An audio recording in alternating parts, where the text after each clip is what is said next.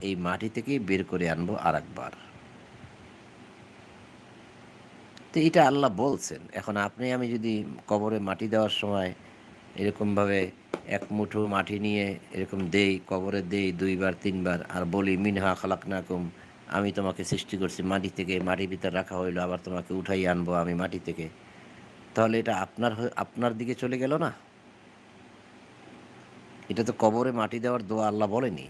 আল্লাহ বুঝাই দিচ্ছেন যে মাটি দিয়ে তোমাকে সৃষ্টি করা হইছে, আবার মাটির মধ্যে রাখা হবে, আবার একবার তোমাকে এই মাটি থেকেই উঠিয়ে আমার কাছে আনা হবে বিচার করার জন্য, জান্নাত জাহান্নাম দেওয়ার জন্য। এই তো। তো এখন এটাকে যদি আমি বলি মাটি দেই আর বলি, এক মুঠো মাটি দেই কবরে আর বলি, "মিনহা খালাকনাকুম" আমি তোমাকে মাটি দিয়ে সৃষ্টি করেছি। তাহলে আপনি কি তাকে মাটি দিয়ে সৃষ্টি করেছেন? কবরে দেওয়ার সময় যদি আপনি এটা বলেন আর করেন আর মাটি নিক্ষেপ করেন তাহলে তো বোঝা যাচ্ছে যে আপনি সৃষ্টি করেছেন, আবার আপনি তাকে উঠাইয়া আনবেন। ভুল হয়ে গেল না?